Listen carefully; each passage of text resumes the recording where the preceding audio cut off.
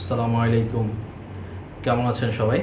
আমি মোহাম্মদ বিদারুল ইসলাম ইকো ট্রিপার্স থেকে আজকে টার্কি ভিসার ব্যাপারে কিছু শর্ট আলোচনা করব। টার্কি সবারই একটি favourite destination for travelling.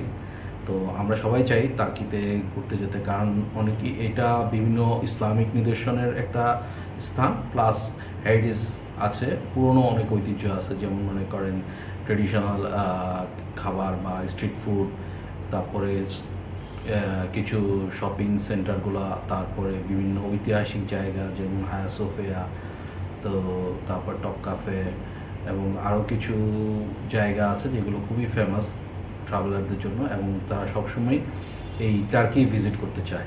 Turkey বাংলাদেশিদের জন্য দুই ধরনের ভিসা দিয়ে থাকে, একটা হচ্ছিল ই ভিসা আর স্টিকার ভিসা। ই ভিসাটা পেতে পারেন যারা, তারা হচ্ছে যাদের ফার্স্ট ওয়ার্ল্ড কান্ট্রি ভিজিট করা আছে। ফার্স্ট ওয়ার্ল্ড কান্ট্রির মধ্যে আপনার সেনজেনের ভিসা, ভ্যালিড ভিসা, ইউএসএ, ইউকের ভ্যালিড ভিসা যাদের কাছে আছে, তারা এই টার্কির ই ভিসাটা অ্যাপিল করতে পারে। তো এটা খুব শর্ট টাইমের মধ্যেই করা যায়, উইদিনে অনলাইনে অ্যাপ্লাই করতে হয়, এবং এটা নিয়ার অ্যাবাউট 10,000 to 11,000 টাকার মতো পড়ে ভিসা ফি।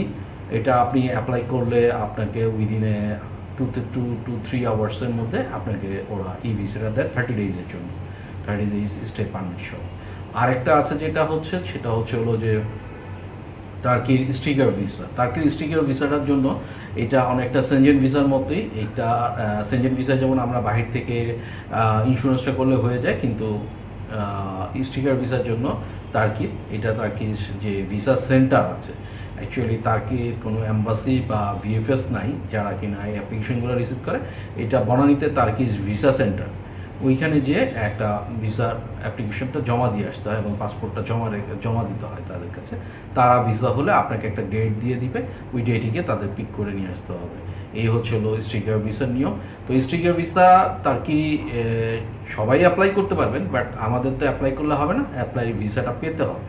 তো পাওয়ার জন্য যেটা থাকতে হয় যে আপনার একটা ডিসেন্ট ফাইন্যান্সিয়াল ব্যাকগ্রাউন্ড থাকতে হবে, প্লাস হচ্ছিল আপনার ট্রাভেল হিস্ট্রিটাও ভালো থাকতে হবে। ট্রাভেল হিস্ট্রি ধরেন আপনার 4-5টা কান্ট্রি, 6-7টা কান্ট্রি ট্রাভেল করা আছে, তার মধ্যে হয়তো ফার্স্ট ওয়ার্ল্ড কান্ট্রি তো ভিজিট করা থাকলে তো আপনি ভিসা পাচ্ছেন। তারপরে এছাড়াও কিছু যেমন ক্যানাডার ভিসা আছে, বা ইয়ার ভিসা আছে, অস্ট্রেলিয়ার ভিসা আছে, নিউজিল্যান্ডের ভিসা আছে, আর আপনার জাপান, সাউথ কোরিয়া, এইসব বড় কান্ট্রিগুলোর ভিসা আছে।